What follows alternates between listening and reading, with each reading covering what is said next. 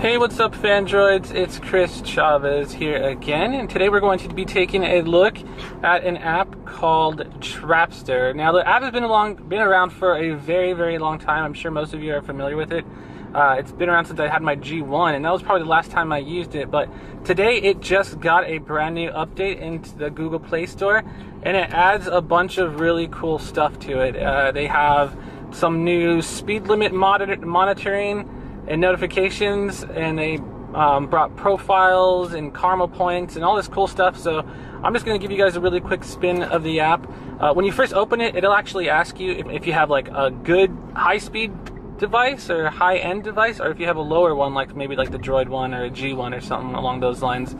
The reason it asks you that is because you can go into, I guess, light mode or full mode, and light mode will do a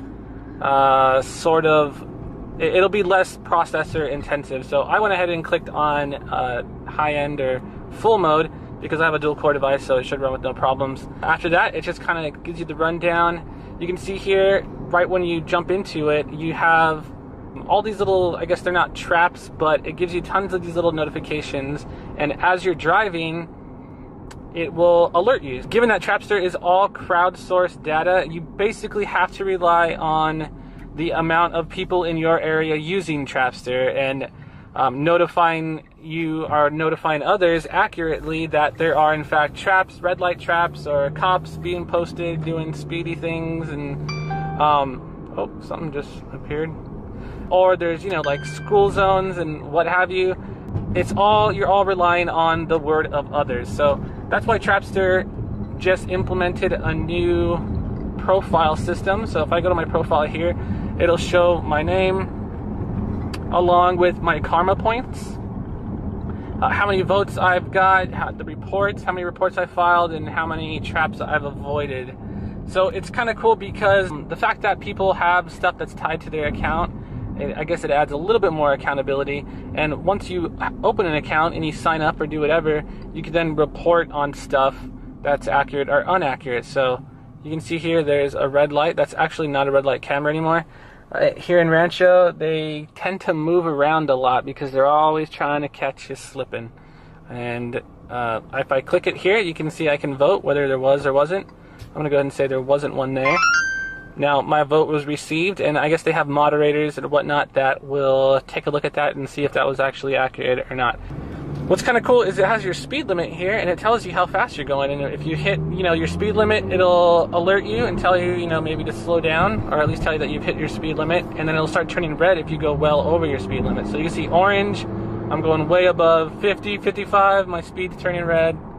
And it's cool because you can actually set your notifications. If I go to more, and then you go into your settings, there are a plethora of settings, and these are basically like your notifications. So they have system settings, display settings, trap settings.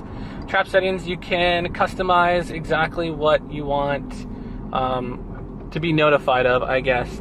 So let me find one that I don't really care. I don't care if there's roadkill. So there you can go show on a map. I don't really care if there's roadkill. I don't want to see it on the map. That stuff really ruins my day when I see a little sick puppy just smashed and his little brains spilling out all over the floor, and it really sucks. Yeah, and then you can do the confidence level as well. So the confidence level is, I guess, how well that trap or what have you has been rated. So like if you only want to be notified if you're positive there's a puppy smashed on the ground or something, not unless you get the idea. Another cool thing is the fact that they have these sound themes. So you can add well, they actually added the addition of a bunch of different real languages, but they have some... Really, dog? Really? They added some really fun and crazy little voiceovers. You can change it to, like, say, George Bush, or Arnold, get down, there's a red light, get down!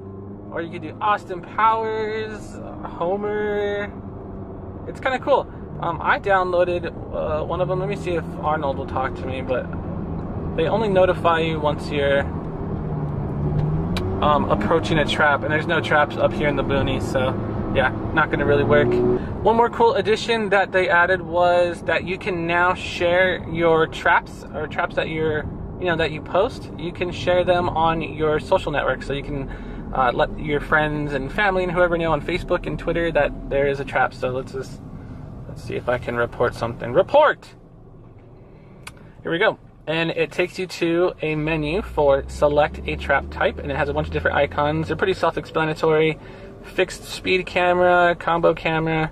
I don't want to report anything because I don't want to report anything falsely, but from there you would be able to report it and then share it with your social network. So pretty neat little feature and function for sure.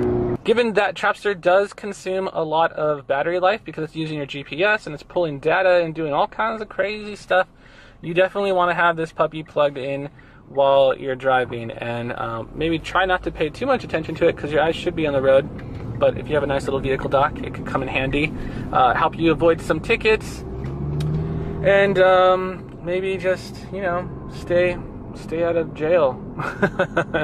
So that's just a quick look at Trapster. I am Chris Chavez with FanDroid.com. Thank you guys for watching, and I'll see you next time.